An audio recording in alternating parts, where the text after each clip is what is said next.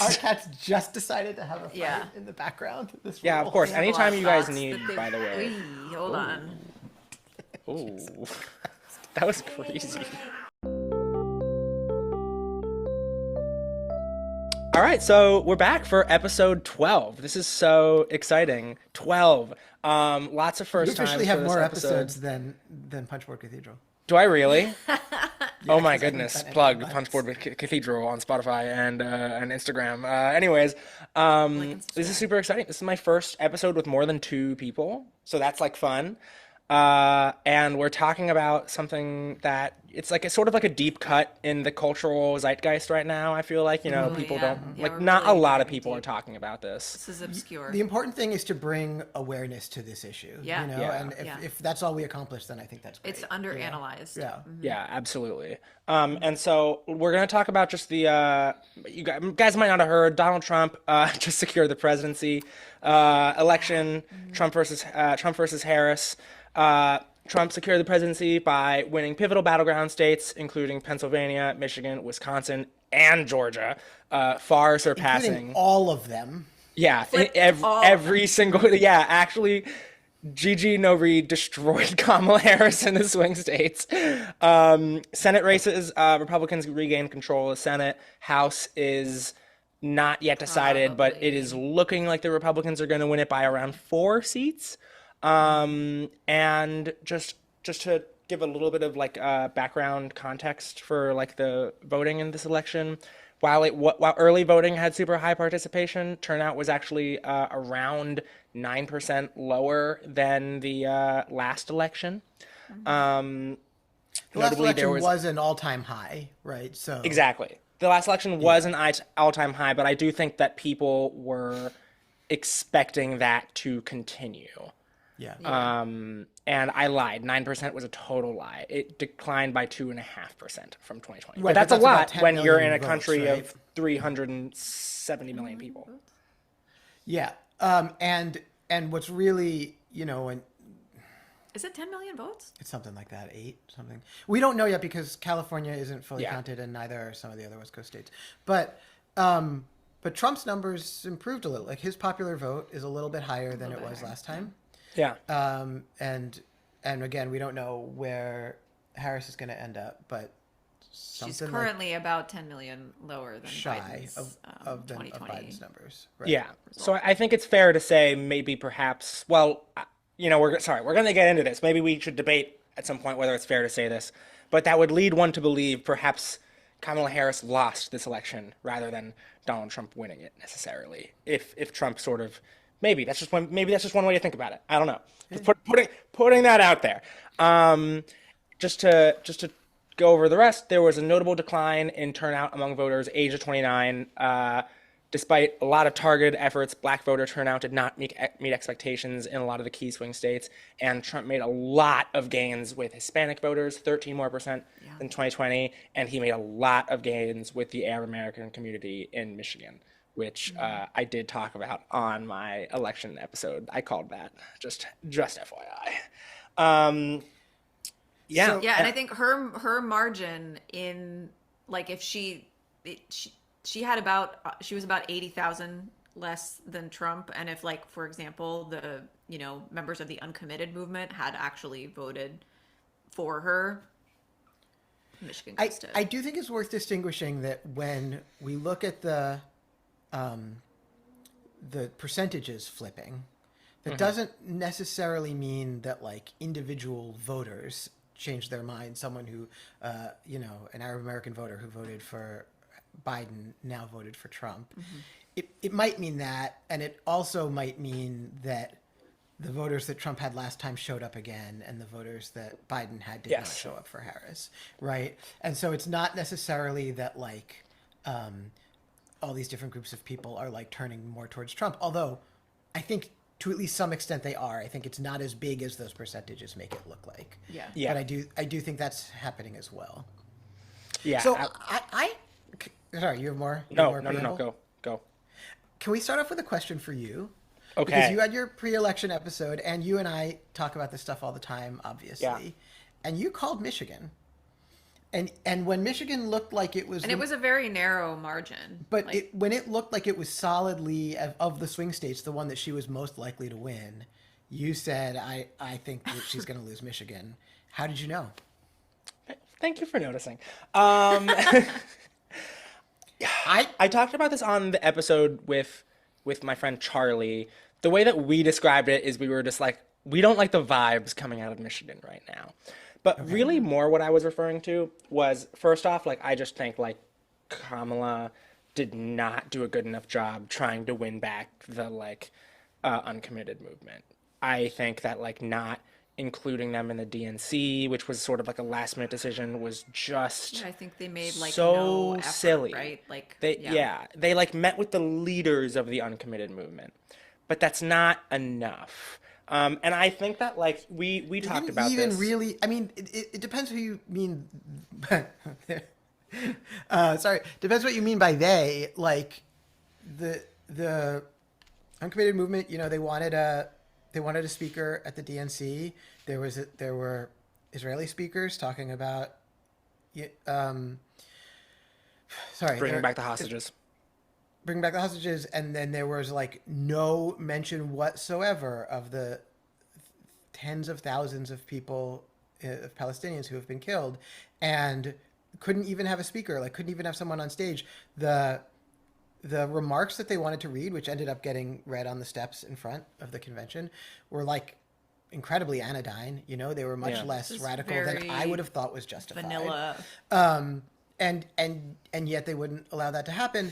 And what's so wild about that is that like the leaders of the uncommitted movement were trying to rally Democratic voters for Harris, and they were saying like, this is what we need to do to bring people into the tent for you, right? Like they weren't trying to undermine her. They were like, people are really unhappy, we want them to come on board and vote for you and like prevent a Trump presidency, and like you need to give us something that we can Yeah. use as like a rhetorical hook to reel people in. And like I think you can argue about whether the Democrats even deserve that, given like what is going on in the Gaza Strip. But that was what they were trying to do, and like they were like, let us help you, and Yeah. no dice. Yeah, and they just wouldn't take it. Yeah. And then we talked about this, but you know, airing pro-Israel ads in Pennsylvania and pro-Palestine ads in Michigan. I just think it was like at the end of the day, like I think what a lot of people are talking about in this election is like, you know, educated versus non-educated voters, that kind of thing. But at the end of the day, like no American is stupid enough to like not see that, like, and not care about that. And you know, like the best attack line that Republicans had on Kamala was that she just didn't stand for anything, and she was a flip-flopper, and she went with the wind, and she did not help herself, not at all. Yeah. Anyways, so I saw a lot of content coming out of Michigan, of like some like Arab American leaders there being interviewed saying like, look, like I will vote for Kamala, but in no way in hell am I going to campaign for her. Like, and that's the best I heard. It was that, or like I'm voting for Trump because fuck this administration, you know? Actually voting for Trump? Not a lot, but it happened. Or I'm staying home, you know? Like, Yeah. like those were the three things I heard. Like, I didn't hear anyone being like, oh man, like I'm just so pumped to vote for Kamala. And that's a huge, I mean, that's 550,000 at least votes there who, you know, would be really solidly Democrat 4 years This is ago. an honest question. Were you pumped to vote for Kamala? No, I was. I hear honestly, I was really pumped in August. I was super pumped in August, like especially right after she picked Tim Walz. I was like, holy, wait a minute, like after.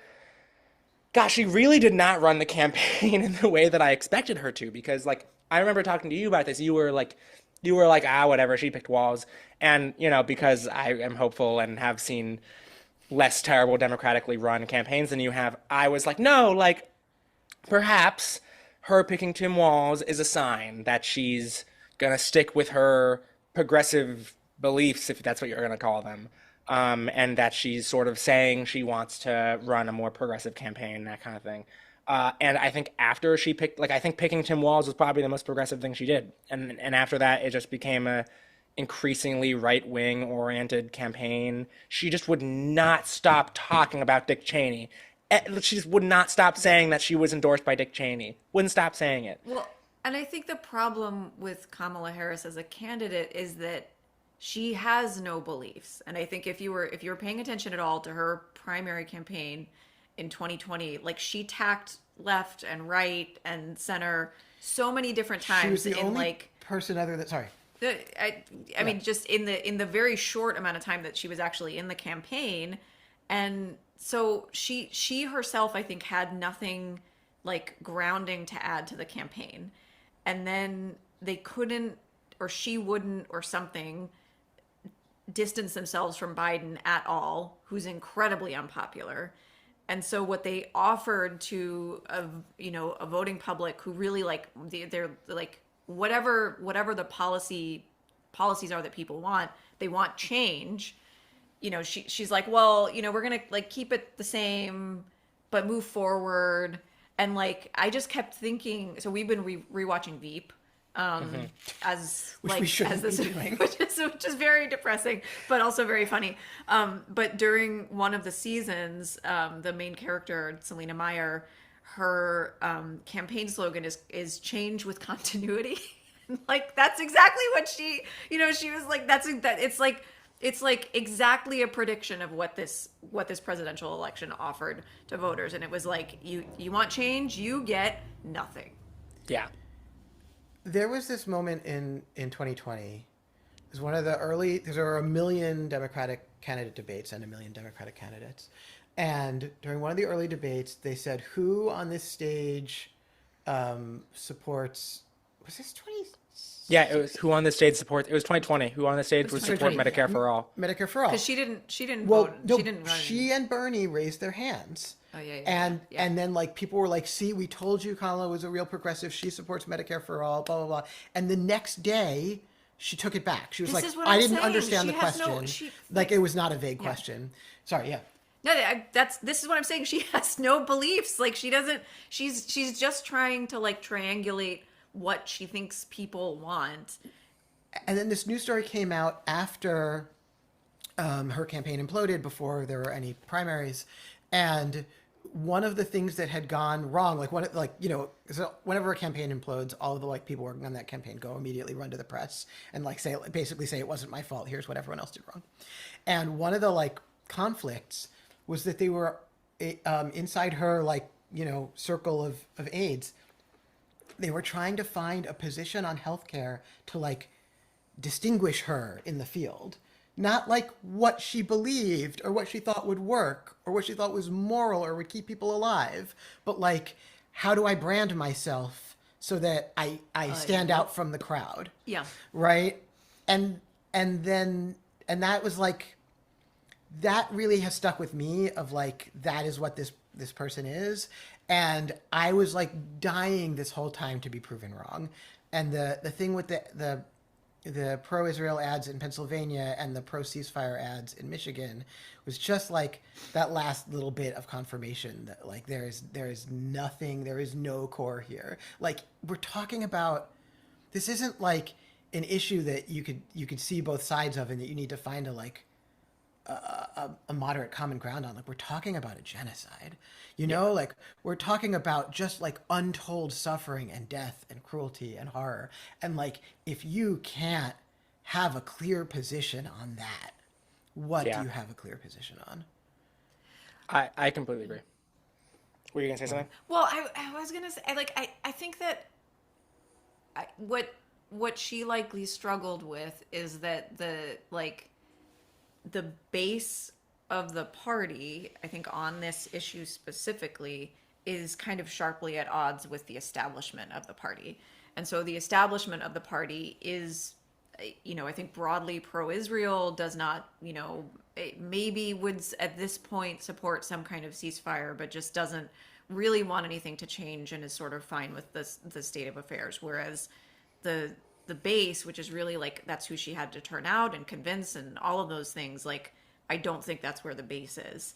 And because again, like she herself doesn't have any strong commitments to any particular policy position, there's nothing like guiding the campaign as far as like what's going to be our message to the voters. Yeah. And so that's how you get like, you know, ceasefire ads in one state and pro-Israel ads in another. Yeah.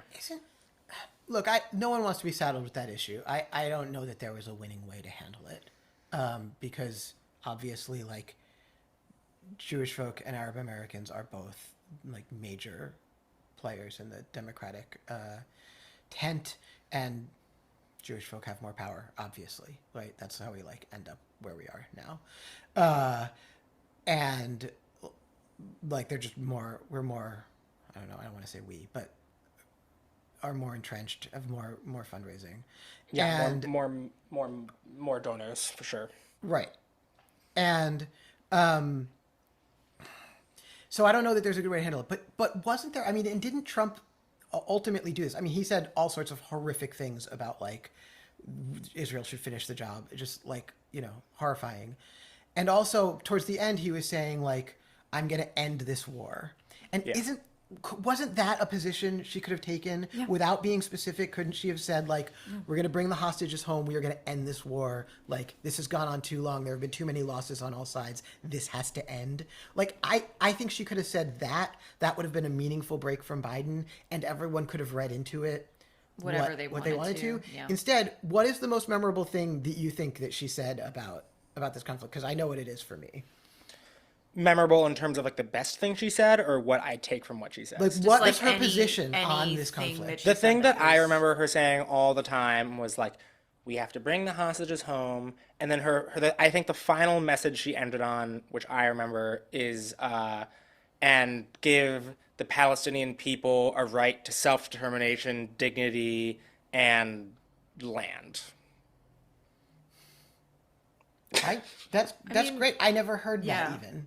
I mean, Yeah. like as milquetoast as that is, something.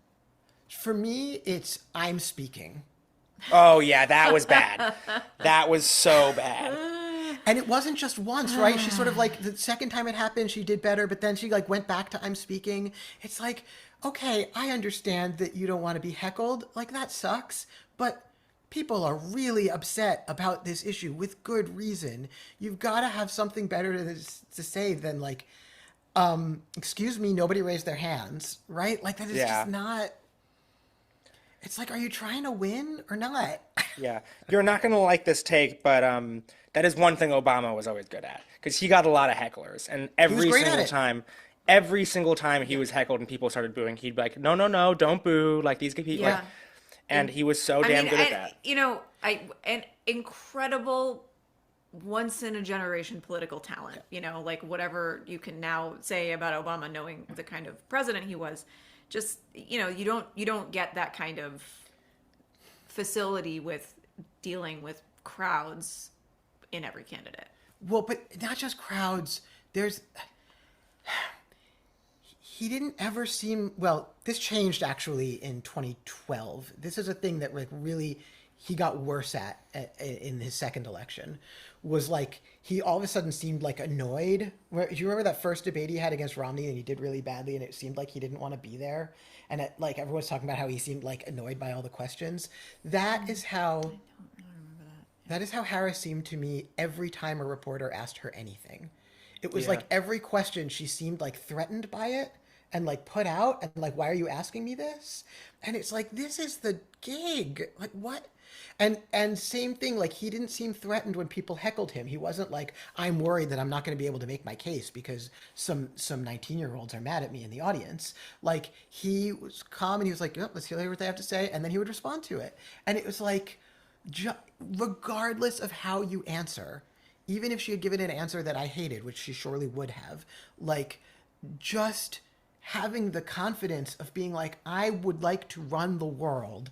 I'm not threatened by this. I'm not afraid of people asking me questions. Well, and you know, as a litigator myself, like as a lawyer, I've said this like to so many people, and I just continue to be surprised by it. Like, Kamala is a prosecutor, and I don't think she was ever like really a trial lawyer because she was like the politician kind of prosecutor.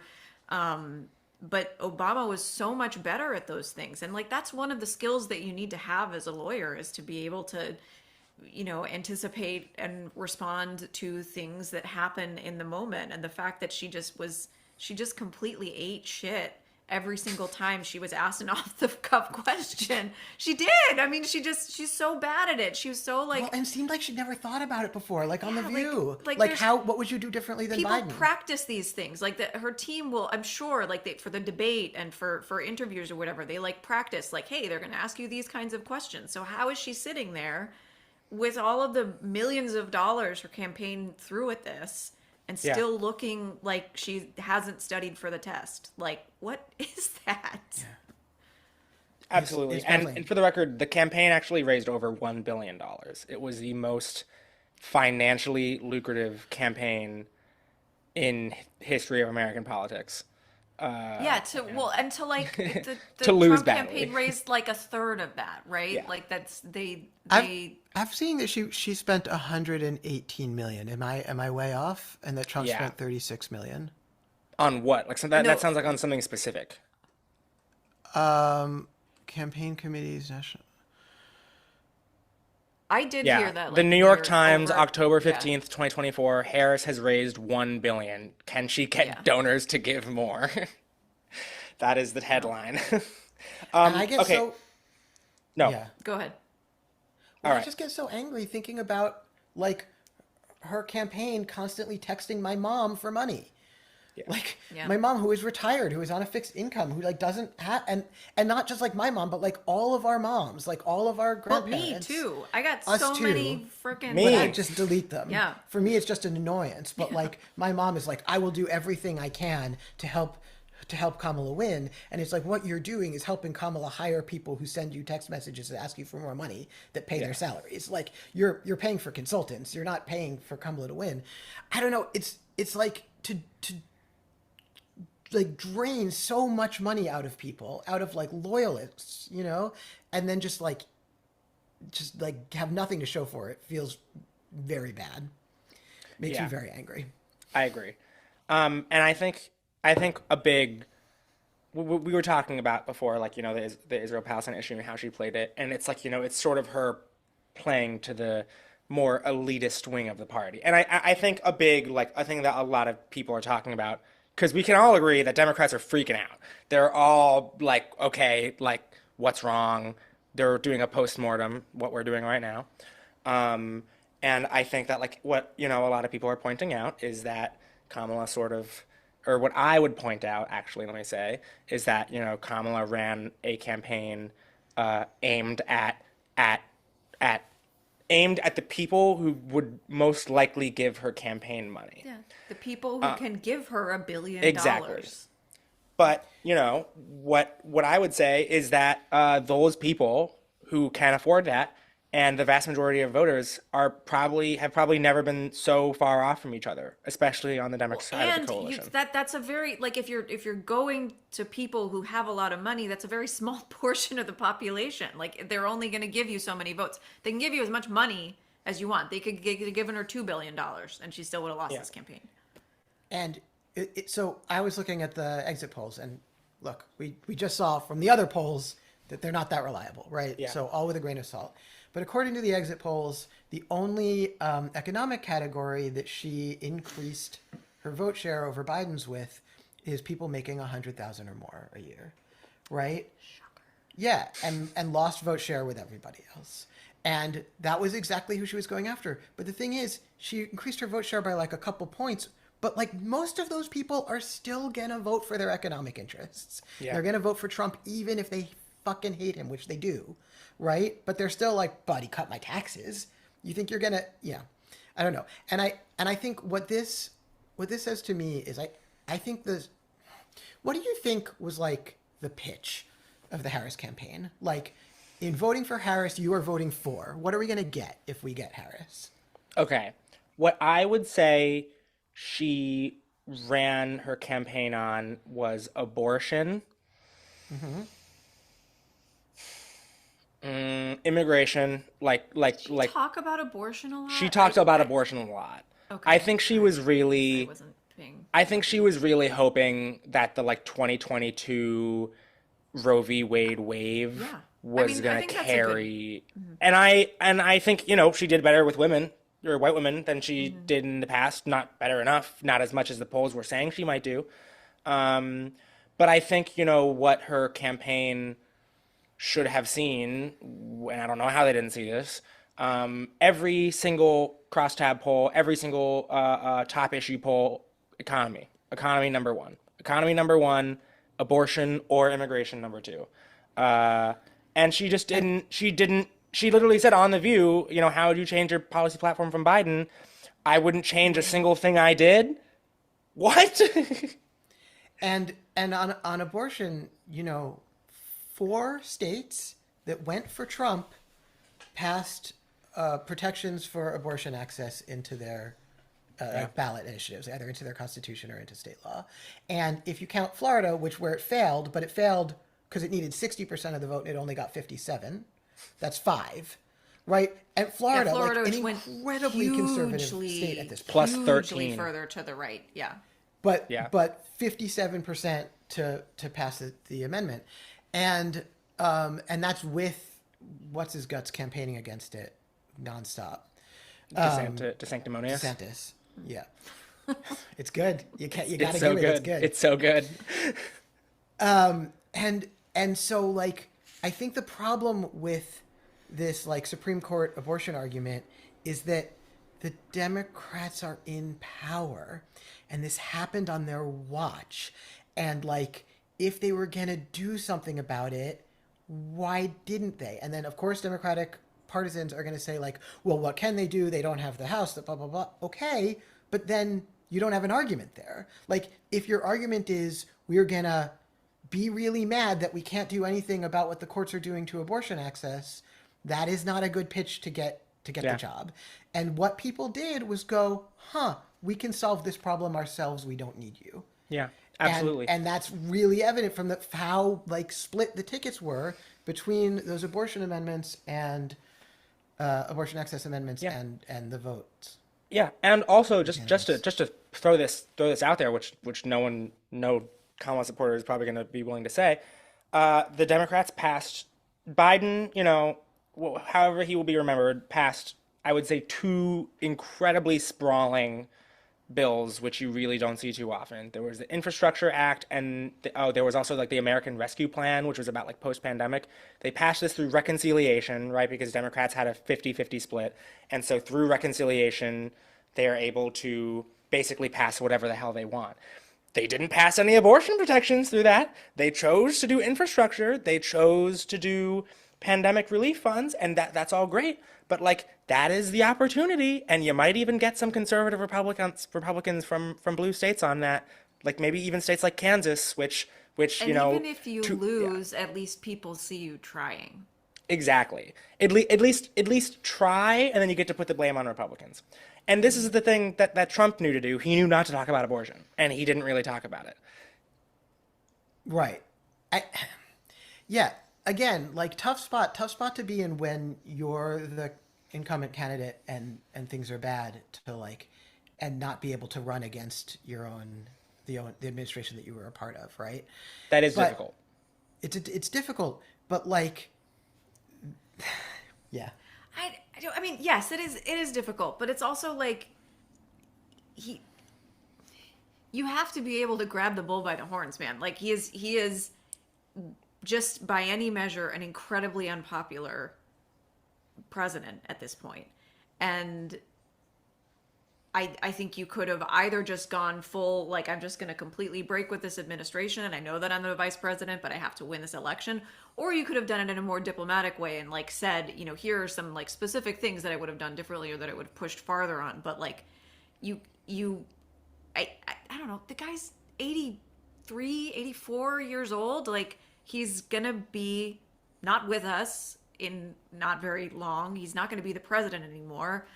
I get it, but also you have to seize the opportunity, and she couldn't. I think part of the issue is that his campaign was running her campaign. Yeah. So there was no one there being you got to separate yourself from Biden. Yeah. Right.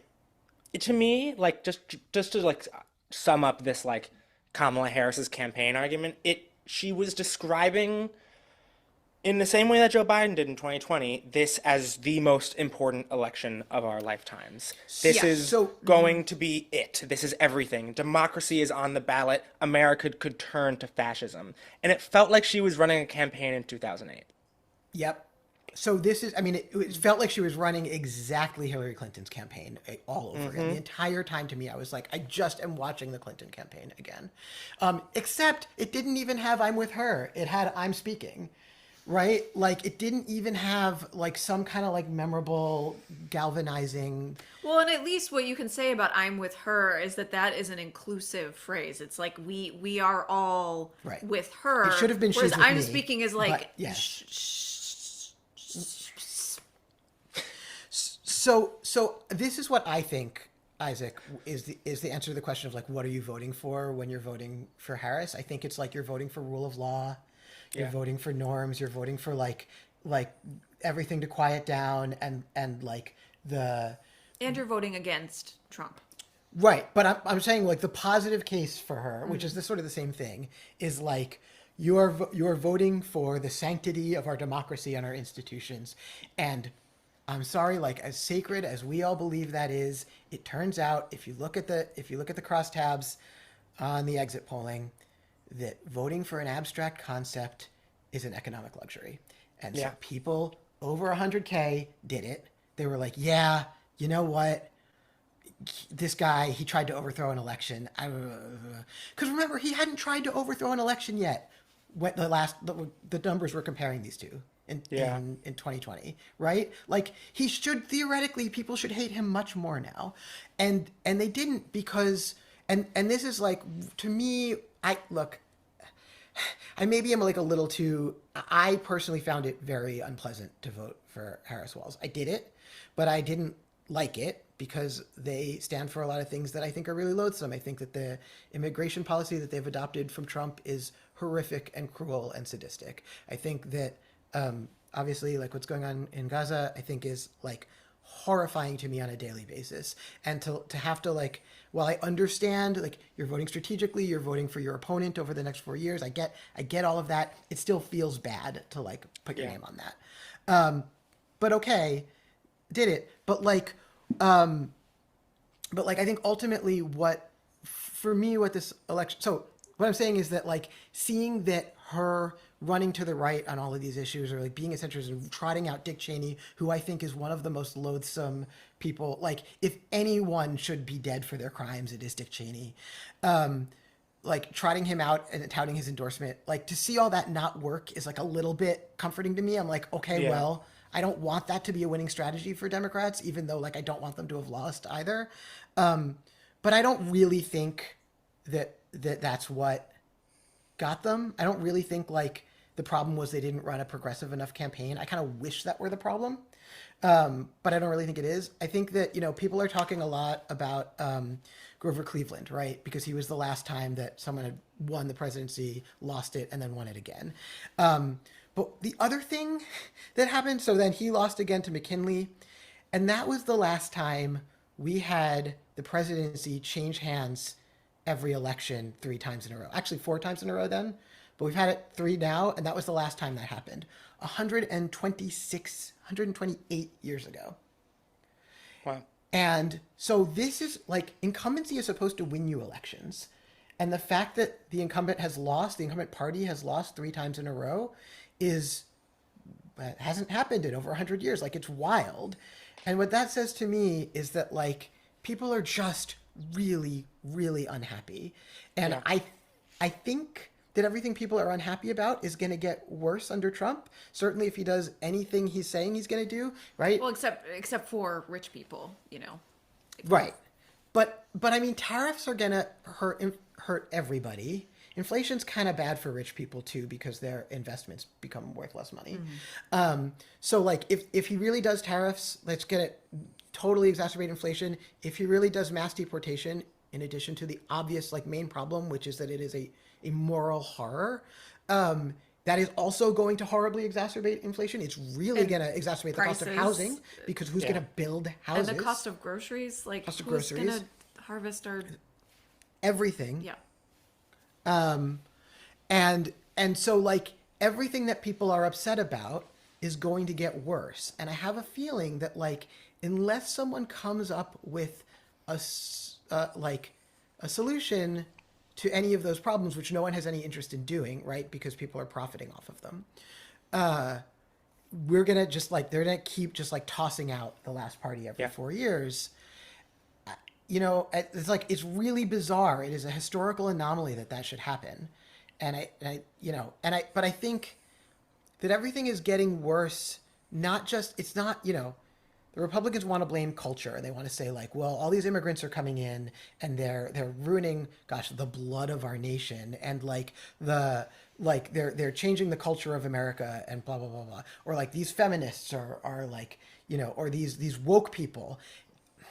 The problem isn't culture. People are unhappy because life is getting harder and harder in America. It is still much better here than it is in lots of places, and you can say like people shouldn't complain, it could be worse, but like that's not how people experience it. People experience that things are harder for them than they were for their parents. They're harder for them than they were 20 years ago. Like everything gets harder and harder. People can't afford their homes, people can't afford their groceries, and like that is going to keep happening because global warming is causing migration and is causing scarcity, and because of the concentration of resources, right? There's wealth inequality, and that is a global problem, and it's an American problem, and like all of that is going to keep happening and keep happening. And the rights, we know, like the right has had the same playbook on this for 100 years. It's nativism, it's blame the immigrants, it's bring the machinery of war, the machinery of colonialism, everything you use to like subdue the rest of the planet, bring that home to what, the metropole, bring it back to bear on your own population. That's what fascism actually is. And that's going to be their answer. It's going to be like, it's the immigrants' fault. They're poisoning us. Yeah. We've got to have an answer that isn't shut up, everything's fine. That isn't the chart is going up, why are you saying things are bad? That isn't, I agree, immigration is a problem that we have to solve. That isn't that. Because even the moral stain of that aside, we didn't get any votes for doing that. We didn't get any votes for adopting Trump's immigration policy. Yeah. And so like there has to be an answer to fascism that isn't shut up, everything's okay, don't complain. Right? Yeah. If one side is saying the answer to these problems is like scapegoating and bigotry and nativism, we need an answer. I utterly agree. And I want to actually talk about that answer right now. But right before I say that, I also want to add a lot of people are talking about how around the world, and you sort of were just talking about this, but incumbent governments are being thrown out everywhere. Yeah. Everywhere. And left rightward shift. And right. Yes, but also true. Left and right. I mean, in the UK, the Tory party had just got fucking clobbered, like historically badly destroyed. And Labour has a huge majority now. Germany, the far right is Labour rising. Party sucks. Just to be clear, Keir Starmer absolutely blows. No, 100% agreed. Here in the Netherlands, far right one. Most Lithuania, though, the far left one, Brazil. They threw up Bolsonaro, Argentina, Malay. I mean, socialist president in Spain. I mean, like everything's just socialist president in Spain. I mean, everyone is just moving very far to the left or very far to the right, or just to the left. So that is an important piece of context, and I completely agree with you. But I do want to talk about where Democrats are going to go from here. Do you guys know Senator Chris Murphy? He's a senator from Connecticut. I tried to work for him last year. I'm trying to work for him again this year. Wish me luck. I find out next week. Stop doing this podcast. Well, no, I'm actually about to glaze him. I would describe for those who don't know Chris Murphy as a sort of like, I don't know, like a pouring honey on you, goat. I would describe him as like a Elizabeth Warren type, like a better than, or this is how I sort of thought of him before, as a sort of like, all right, like he's not Bernie, he's better than Biden, whatever. All right. I just want to read to you what he posted on Twitter one day ago. And, all the Democrats right now, Pelosi, Bernie, everyone saw Bernie's comment about it is utterly unsurprising that the Democrats lost this election. Incredible, by the way. Kiss out into the world for that. But I just want to read what he said, because I think this is surprising coming from what I would say is a typically more moderate Democrat. That was a cataclysm, electoral map wipeout. Senate Democrats' practical ceiling is now 52 seats, Republicans is 62. It's time to rebuild the left. We are out of touch with the crisis of meaning and the purpose that is fueling MAGA. We refuse to pick big fights. Our tent is too small. The left has never fully grappled with the wreckage of 50 years of neoliberalism, which has left legions of Americans adrift as local places are hollowed out, rapacious profit seeking cannibalizes the common good, and unchecked new technology separates and isolates us.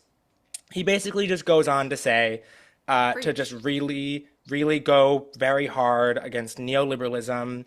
He talks about identity crisis, like a male identity crisis, and with the left saying get over it.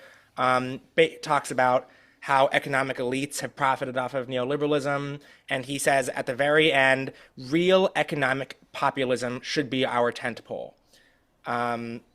So I think, at the very least, not something that I would normally expect from what I would have thought of as a sort of like a middle of the road progressive. But what do you think? I have three big asterisks. Sorry, do you want? No, you go. I think that's, well, look, first thing I think is that everyone's going to position themselves to run in 4 years now, and that's what we're seeing. And him being like, okay, I'm going to try to get the Bernie lane, because I think probably Bernie's not going to take the Bernie lane, right? He's getting pretty old. No, he's who not. knows? I mean, who knows? He's full of surprises, but Somebody just let him take a nap. He just won re-election, by the way. I know. God bless. God bless him. Which I think goes to show that actually you can be really progressive and still win in like waves of, it's like that's not the thing. People want you to like mean what you say, and they want to think that you're a good person. You know, like it's anyway. My big asterisks are this. One, Chris Murphy is, I don't think that his career totally backs up what he's saying now, and one of the main thing that Bernie had going for him and that made him popular with the youth, despite him being a decrepit old white guy, is that he had the receipts, right, from his entire life. He was basically shut out of the party because he stood by his beliefs for so long. I don't think Chris Murphy has that, and in particular, I think Chris Murphy is not great on foreign policy. Second asterisk is look, great to hear him rail against neoliberalism, except nobody knows what neoliberalism is. Nobody even knows what fascism is. And Kamala saying fascism, fascism, fascism over and over again in this campaign did not carry her over the finish line. So I hearing that kind of jargon makes me nervous. And I think that like the fact that Bernie never says neoliberalism and like always describes what he's talking about and says like these people have too much money, these people have not enough, these people aren't allowed to organize, like actually specifically says what he means, I think is like a real skill that makes people who think that they are conservative and hate Bernie's politics like Bernie, because he doesn't talk that way. And I forget what my third asterisk is. That's okay. But those are my like, but sure, it's great. I'd love to hear people going in that direction. Yes. Well, I don't know really anything about Chris Murphy. I think that is at least a little bit encouraging. And I do also just want to contrast with, I don't know if either of you saw the Nancy Pelosi interview. Oh, I saw it. I was like, in have you seen Clue? Like when Madeline Kahn is like, flames coming out of my face. Like I was so mad reading it. Because basically this interviewer is trying to get Nancy Pelosi to say something about like, what did the Democrats do wrong? You know, clearly this is a rebuke of the Democratic Party. And, you know, Nancy, God bless her, was like, it wasn't. I don't know what you're talking about. And, you know, what's your problem? Yeah. Like, the big thing she really... For like, it just went on and on and on. Like... Yeah, the only things I remember her going after were Biden for not dropping out soon enough. And she basically... But she didn't, no, she didn't even say, like, the interviewer sort of, like, handed her that as, like, okay, but she should have dropped out earlier. And Nancy was like, oh, well, you know, he made the right choice, but I would never have told him to drop out any earlier than he did. And, you know, and so at least, and obviously, you know, she is much older. She is going to continue to be in office for at least for now, but she's stepped down from the leadership role, and so she's at a very different point in her career. But at least as like two different, establishment views, like the Chris Murphy one is at least something that makes me feel like, well, at least that's some indication of someone who's willing to like tack differently after this, rather than just like, I don't see what the problem was. Yeah. Yeah, the last thing I want to quote from him, by the way, on this is just one more thing, where he says, we don't listen enough, we tell people what's good for them, and when progressives like Bernie aggressively go after elites that hold people down, they are shunned as dangerous populists. Why? Maybe because true economic populism is bad for our high-income base. And I think that is great. I think that, that, to me, that specific sentence also as well is actual, okay, he's at least that's going after the money givers in the base. Well, that's going after the Bernie voters. He's like, hey, of Bernie course, voters in 2028, come to me, don't go to Gavin. But to be honest with you, whether or not I know he's hotter as than a I am. resident of California, Gavin sucks. Yeah, he is hot though. The thing is, he's a silver fox. He's from California. Yeah, no. Whether or not I agree with you, and I like Chris Murphy. I'm trying to work for him, but what I'm trying to get at here is not specifically him or where he's moving. What I'm trying to get at is that I think that there is an avenue in the Democratic Party right now for this to be the way that this to be what people take from the election. Yes. And at the very least, whether he means it or not, whether he's just going for voters or not, I appreciate the fact that at least his response, and he's not what I would have as originally thought of as someone who would have done this, is to be, all right, we have to move to the left, we have to become populists. Right. I like that. And obviously, I'm never going to expect Nancy Pelosi to say that. But at the end of the day, she's not the House leader anymore. And I have to hope that something that I will hope that something like this with Chris Murphy maybe goes to Hakeem Jeffries. I don't know, that kind of thing. Yeah, I mean, Jeffries is a very conservative Democrat. Yeah. But yeah, no, I think that I think Bernie really has not changed the Democratic Party very much. I think that I was hopeful that even in defeat, he was, sort of moving the conversation more than I think ultimately he has. But I think this is one thing that he did, right, is that he opened up this lane within the party. There is, for ambitious Democrats to pursue, there is this populist lane. And yeah. that's good. That's better. That's a start, at least. Yeah. Better than I don't think he moved the party to the left, but I do think he moved the country to the left, which is funny because the country has only moved to the right. But I'm more talking about what I see as what is a socially acceptable policy position to hold. I think that you can run on a I think a Democratic populist can win an election now. And I don't think that would have been the case maybe 12 years ago. Maybe it would have been. Maybe it's always been popular. I don't know. No. You're absolutely right. And the fact that people are, surveys find that people are interested in socialism and critical of capitalism. And again, I think these are all terms that very few people can actually define for you. Mm-hmm. But I do think that is a major change, a major shift that we have seen in the last 10 years. And socialism was a dirty word during the Obama years. And, I've been thinking about that a lot because I think that the Republicans drained socialism, the word socialism, of all of its power by calling this incredibly moderate guy, Obama, who loved markets more than anyone has ever loved markets, calling him a socialist. And he was so popular and people were like, well, if that's socialism doesn't sound that bad. And I am worried that we have just done the same thing to fascism. Yeah. That we've said fascist, and then people go, well, okay, then what's so bad about fascism? And I particularly think we did this by not matching the rhetoric with action. If Trump is as bad as Democrats say he is, and you know what? I think he probably is. I mean, I think he's really I think we are in for some bad times, and there's a lot of like unknown. Like how many of the things he says he'll do, he'll follow through on, we don't know. But like it's very scary.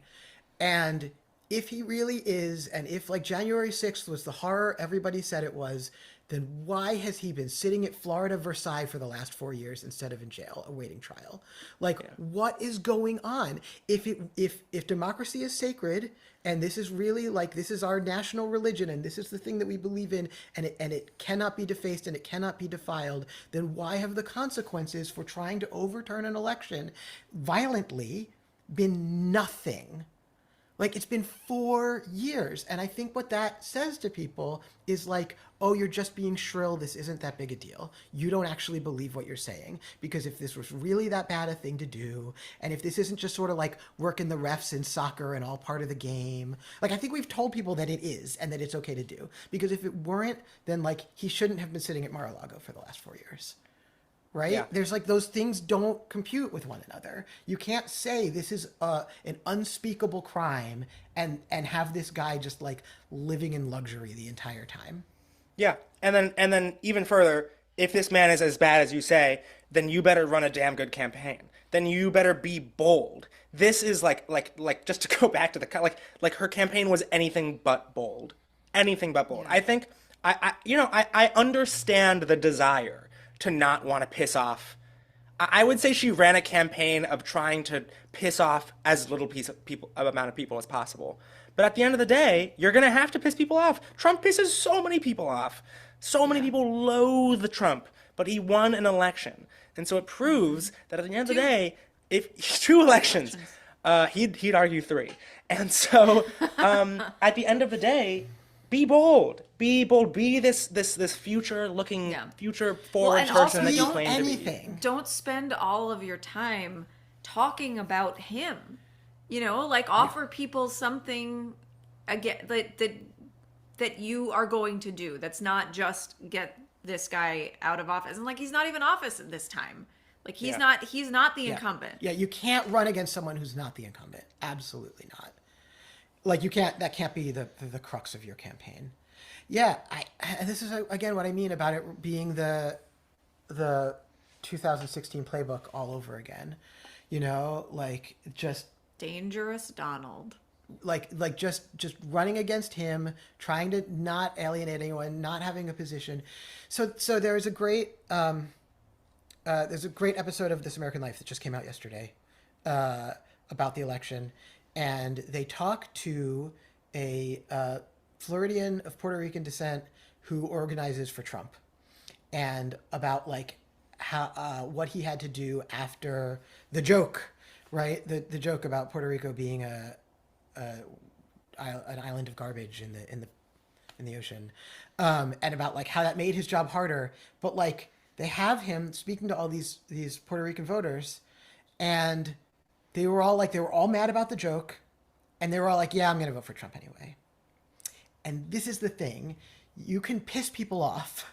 Like it's better to be something that is a little alienating than to be nothing at all. Yeah.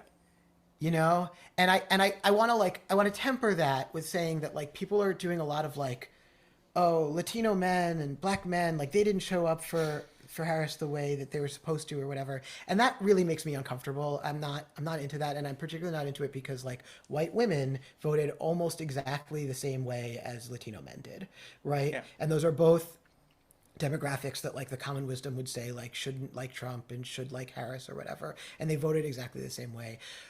Black men are only outdone by black women in how likely they of like all the gender, ethnicity, demographics, and how likely they are to vote Democrats. They went 80-something% for Harris, and people like turning their ire on black men seems totally insane to me.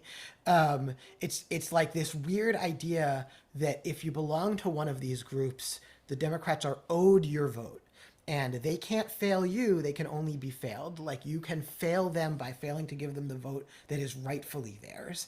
And I'm not into that, and I think like almost every demographic basically except for black people and actually Jewish people who voted about 80% for Democrats. But like basically every demographic is split 45-55 one way or the other Yeah. Like you can't just like look at people's ethnicity and know how they're going to vote, and Yeah. thinking you can is doom, I think. And like And gross. it's gross and it doesn't work. Yeah, and it's not a failure of a voter to not vote for a candidate. It's the failure of the Yes. candidate for Yeah. not earning your vote. I mean, Yes. that's what it is. It's the principal and the agent. The voter is the principal. The elected official is the person who's supposed to reflect their Yeah. views. Yes, absolutely. And it is their job. It is their job to earn your vote. I think. Yeah, I agree. I have one last thing for us to talk about, but is there anything else that you guys wanted to mention while we're still here? I just like want to reiterate that like fascism is on the rise, and I don't think it's a fad. I think that is true, right? I don't think Democrats are wrong when they say that. I think that they're not responding the way I would like to see someone respond to insurgent fascism. But I don't think that's a fad. I don't think it's just happening because it's cool or because like the podcasts like Trump or whatever. I think it is happening because of changing material circumstances, and like climate change isn't going away, migration isn't going away, this like increased scarcity of resources isn't going away, and we've got to find a way to share them better. And like any solution that isn't like that doesn't name an enemy, like people who are the problem, which is like okay, corporations, rich people, fine, like people who are hoarding resources, like and then have a plan to like redistribute those resources more fairly, is like we're not gonna beat fascism with anything that doesn't do that. Yeah. Yeah, I completely agree. And also, like, if fascism is as bad as you say, like, do something legally about it. I mean, just to talk about that for 1 second, like Germany bans political parties that associate themselves with Nazism. That's what happens. Like Germany just banned. I mean, Germany's having a rise in far right authoritarianism in a few of their districts, but they haven't lost a national election yet. Like at the end of the day, like they take those things seriously. America just doesn't have the same level of rules and regulations against Nazism even. Yeah, clearly. Yeah, look, I feel really strongly about free speech. I think more strongly than a lot of the left does right now. But I think Yeah. that what you're describing is what I'm trying to talk about like our actions and our policies not matching our rhetoric. It's like Yeah. if this really is a like this crime of like overturning elections really is a civilizational threat, and it may well be, then like the punishment needs to be swift and severe. Like we need to say this is sacred. You're not allowed to do it. The same way you're not allowed to kill an elephant for its tusks. Like this is against the rules. Right. And like it's not just that if you do it, we scold you and we scold the people who vote for you. It's like Right. no, you go to jail, you get put to death. I don't know. Like, but it's not okay, right? It can't happen. Yeah. And there are no consequences. There are no consequences for powerful people. There are no consequences for Trump, and there are no consequences for fascism or Nazism. And so like people go like, well, then it can't really be that bad. You can't believe what you're saying. Yeah. And it's clearly possible because the Justice Department put away like 600 January 6 rioters within like 3 months of January 6. It's clearly doable. I mean, people who were part of January 6 are already being released because they were put into jail so quickly after it. Clearly, it is possible. It is just that it's not possible if you're rich. And look, I'm okay with those people going to jail. Yeah, I'm not, we're not huge fans of the carceral state around here, but like, I'm okay with that. But especially because their jail was like a country club. But like, how has there not been consequences for the leader of that movement? Yeah. Right? The guy who stood on stage and told them to do it. Yeah. Like, and yeah, I mean, that just convinces everybody what we all know is true, which is like there are consequences only up to like a certain income bracket. Absolutely. Kate, do you have anything else you want to talk about? No, I think we've covered it all, man. Okay. Just so then I would like to end this episode on more of a fun game type thing. So let's Hit let's me. play a game. Here's what I want us to do. I want you guys to tell me Dream 2028. Dream 2028 ticket. This is so depressing because like I've thought about this and I can't even think about someone who I think would be a good candidate.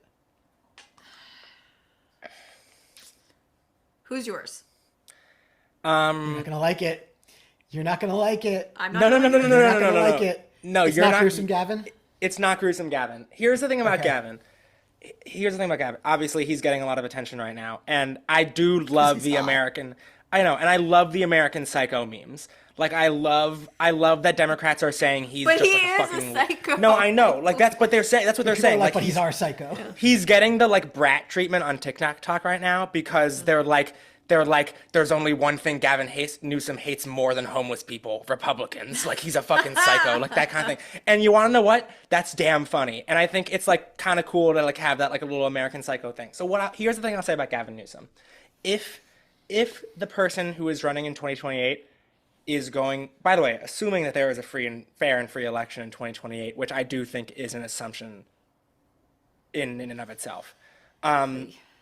If the person who is running on the Democratic ticket in 2028 has to be like an establishment player, I would choose Gavin Newsom because I can't think of any. You would choose Chris Murphy of Connecticut. Interesting. I would choose Chris Murphy of Connecticut. I'm just trying to get but you I a don't- job, bro. No, of course, dude. Thanks. trying to help. I guess I mean establishment and like very well known in the party. Like people were talking about him running in 2024. Yeah. You know, like sort of respected by many Yeah, people. he's a rock star. And he's been a rock star This is the since thing. the one good thing he ever did, which was issuing gay marriages. Yeah, back in. and debating Ronda Sanctimonious just for fun, just for the shits and gigs of it all. Just, he's my like establishment pick, other than Chris Murphy, obviously. But otherwise, I was asking you because I just keep like going through my mind, and I'm like, well, I want it to be Bernie, but he's 83 years old, and it can't be Bernie. And my next thought is like, okay, let's look at AOC, and I'm like, look, she's no Bernie, but I think I would agree with someone who says that sexism plays a role in electing presidents. Of course. 100%. I don't think it's fair to say that's why Kamala lost this election. At the end of the day, like it I really, don't like kind of makes me upset when people say that. Like there's just I don't know. But at the end of the day, like AOC is sort of like a young, like Latino woman. Like I just don't know. But I think she's really popular. I think she's really famous. Like even Trump likes her. Like whenever Trump is asked about AOC, he's like, "Oh man, yeah, no, she's kind of cool. She has a lot of people who like her." She has a kind of because he respects celebrity. Like Yeah, he does. The thing that he cares about more than anything else He's- is being famous and being on TV. He respects good bits, and she's kind of good at bits. I mean, that's like a dream scenario if she were to actually win the presidency. I mean, obviously she's not where I am on Israel. I don't agree with her on everything, but she'd be a president closer to my politics than any president we've ever had. I don't think she is a great communicator. I really don't. I wish she were, but like when people ask her like, "You're a democratic socialist, what does that mean?" I don't think she ever like breaks it down clearly or gives a clear answer. I don't think that she is like, I think that she is really good at doing like local retail politics. She's incredibly popular in her district. She's like really good at taking care of people in her district. Like she really stepped up during COVID-19. I don't think she's like a great like communicator and public speaker, which you have to be, as we've just seen. Like you've got to be if you're running for president. I mean, that's another 4 years from now.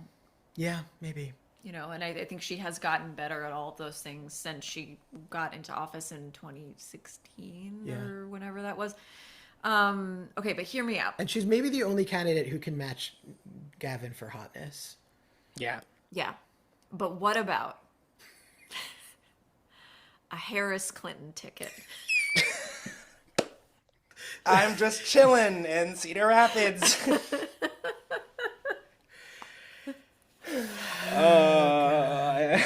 man. You've got it's bad. that might be I don't know. that might be the least vote getting presidential ticket in U.S. Yeah, history. we might have it's gonna be lowest the turnout. Reagan map again. It's gonna be the only get Maine. I don't know. I think that AOC is interesting, and I agree with Kenna. And she doesn't share. I don't share all of her politics, but she's closer to where I am on a lot of issues than pretty much anybody has been in my lifetime, except for Bernie. Yeah. Well, look, Rashida Tlaib, but she's not allowed to run. Yeah, But she's like, if Ilhan Omar, Right. but also can't. I think Rashida Tlaib, I mean, I love them both. I think Rashida Tlaib is a really good, like, charismatic communicator. She's a good speaker. She's I think like, Ilhan is too. she's much more reserved. I don't know, man. She's funny, and like she's good at. I mean, Rashida's like emotive. She's loud. yeah. She's She's like... not. She doesn't have the same personality as Rashida, but I don't know. Anyway, she's not allowed to run. It doesn't matter. Yeah. Neither one of them is. I'm gonna throw Tim Walz. I'm just gonna throw him out. Like I actually if think he didn't have the stink of being a loser on yeah, him, and I I think didn't- he'd be okay. I didn't know really anything about him until this election, so Yeah. I was kind of. I don't know. It was just all disappointing. But I kind of wanted to see more from him. well, the one thing I will They say, like, muzzled him, didn't they? this is what I was Felt like about to they say. did. Like what kept happening is he kept like accidentally saying what he actually thought, and then he kept on having to backtrack a day later because the campaign was like, stop. Like in August, he was like, I want to abolish the Electoral College. And then a day later, Kamala was like, that does not reflect Yup. the beliefs of our campaign. Like at the end of the day, I mean, he's run very left wing in Minnesota. I think I would describe him as like a populist like kind of guy. Like I know, and I just look. He really ate shit during that debate, I think, and I also think that Yeah. like he was clearly a good soldier. And the rumor about him and Shapiro, and who knows if this is true, is that when she met with the two of them, Shapiro was like, "What's my role going to be? I don't want to get sidelined," and he was like, "Tell me how I can help." Walls was like, "Tell me how I can help," and Yeah. so that's why she picked Walls. Not really, I don't think because of their politics, although who knows. But he, then got up at that debate and after like convincing America, that Vance was like a creepy weirdo. Like he got picked basically because he did that, right? And then he gets up at this debate and everything Vance says, he's like, yeah, I basically agree with JD on this. I mean, I would do it differently. I agree with him on immigration. You agree with him on immigration? Like his immigration rhetoric and plan is so horrifying. And I just like we are going to live in like a really scary nation if any of that gets put into place. And we already live in a really scary nation for immigrants. And I just like the fact that either he wasn't willing to or wasn't able to or wasn't allowed to swing back at stuff like that makes me be like takes all the enthusiasm I might have for Walls out of me. But yeah, if he could like run as a very different person, maybe. Or if he could actually like say run as the candidate that is closer to where his politics actually are. If that's true, right? Yeah. What, if you ask me this question, sorry, wait, I should let you say it. Who would you throw? Do you have any names to throw out? No, all I was gonna say is that like Bernie came out of nowhere. I mean, I as you know, I was an independent and I registered for the Democratic Party on the day that Bernie announced that he was going to be running for the presidency in it might have been 2015 actually. It was 2015 or 2016 when he announced. I saw the press conference and I was like, this nutty guy from Vermont, who's the only person in the Senate with my politics, is doing this like quixotic, going to get 3 votes for president, because no one thought he was going to get anywhere. I was like, well, I want to get to vote for him. And I went online and registered Democrat that minute. And like, but like as a national figure, he came out of absolutely nowhere. Mm-hmm. And I think that like, Trump as a politician came out of nowhere too, even though he was a very famous person. I think that like the next person that I'm going to be excited about that really can like have a claim to challenge the status quo and to like actually believe that they want to do things differently and make life better for people, you know, beyond just like, oh, here's a tax cut that no one's ever going to figure out how to apply for if you meet this incredibly strange string of conditions, but like actually like improve people's lives. I think that next person is going to come from nowhere. And that, like, I agree. Our job is to like organize in our communities and be ready for it.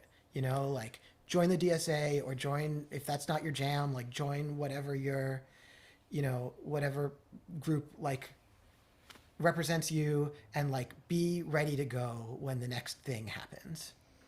I agree. I was talking to this about someone recently that like, you know, if we're gonna get that great progressive candidate, it's gonna be someone who's like an actor right now, or like some TV personality, Or a state senator, you know, like, anything. or Yeah, just someone that's not in the conversation right now, because anyone who's in the conversation right now has been practicing to be president since they were 12, and their politics are Me. me, like my personal, not me, Kenan, me, like the candidate's personal advancement. Yeah, it's gonna have to be someone who like can convince us that that's not the only thing they care about. yeah, I agree.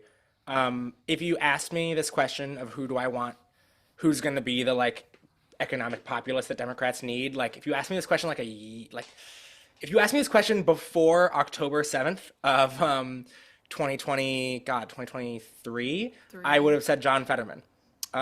He seemed like the guy. He seemed like the guy. And You know what? then Thank God he fucking Yeah. melted down in plain view, because Yeah. that guy sucks. yeah, no, he's become. I mean, he's just like utterly a completely different person. I swear than what he ran on and what he won on, and what he even seemed like he was for the first like 2 months in office, and then it just like was like utter U-turn. And so now How I'd in be like I'd a be bummed. state as economically troubled as his, how is your only issue Israel? Like even if you were on our side of the issue, how is that the only thing you ever talk about? Yeah. Like I just don't understand it. Yeah, his 180 has been utterly incredible to watch. But that's all I have. That's all I had to talk about. And you know, we've been yapping at it for a little while now. Thank you guys so much for coming on. It's always fun to talk Yeah. about our favorite political party in America. I mean, the sad is that it is. It's I know. the only choice. Yeah, I guess just to wrap up on my end here, like to me, like, you know, it's so hard for this to happen, for our dreams to happen, on like our dream candidate, our dream party, whatever, because of, you know, the like structural system that governs our government. Like Kenan, you really actually opened my eyes to this when you told me that you wanted to abolish the Senate, and I was like, whoa. And like the Electoral College, and like all of these things which dictate the two party system, you know, and like being here in Europe, and the fact that like the majority party is super far right, but they have to form coalitions with people, and so even though the super far right won the election, a bunch of progressive shit still happens because they get an immigration policy, and then they give the progressives great health care or that kind of thing, you know. Like at the end of the day, like it's just really like I do have a hard time imagining getting out of this rut it feels like America is in, where it's just every 4 years we try something new, until that system is somehow overhauled. Yeah, I mean, the frustration with that is that like I say stuff like that when we're just like shooting the shit, but that's like wish casting, right? Like we're Yeah. not abolishing the Senate anytime soon. Yeah. No, we're not. You know, and like seeing Major wish. how right, and seeing how someone can like how people we can like bring about you know, actual like improvements to the way this country runs under the structure we're in now is like it's very hard to see. And also, yeah, I guess the thing that I would want to end with is that Kate and I have been talking a lot about how much this feels like 2004 for us, which is you were a tiny little baby, so that means nothing to you. But that was the time when Bush won re-election, and just as with Trump, that time it was like you can't say that you didn't know what you were getting this time. People knew what they were getting. They knew how cruel, how deadly, how destructive. And, you know, at this point, Bush has killed hundreds of thousands of people on his way to killing 500,000 in Iraq. And people were like, yep, we want that. He actually won that election. It is our official policy that he did not win in 2000, but he did win in 2004. He got more votes. He won the popular vote, like whatever. And like that felt so horrifying and so demoralizing, just like now, where you go like, well, this is the country we live in. People saw the cruelty. They saw the idiocy. They wanted more of it. And like, how are things ever going to get better? And 4 years later, Obama running as a much more progressive candidate than he ended up being. So like, okay, he wasn't what we thought we were going to get, but like a black guy whose middle name was Hussein and who was running as an anti-war candidate and a progressive trounced the Republicans just 4 years after that. Absolutely trounced them. Won all the states we lost last week. So I think that like, we are on this pendulum. We're particularly on it now because people are so unhappy and they're just going to keep voting out, I think, hopefully keep voting out like the people who are letting them down. And Trump is definitely 100% going to let everyone down. And like things are going to get better and we need to be ready for when that happens. Right. And that's the job now. Yeah. And I think like, well, I it's just you know, if national politics is ever going to do anything substantive to help people, it's not going to happen anytime soon.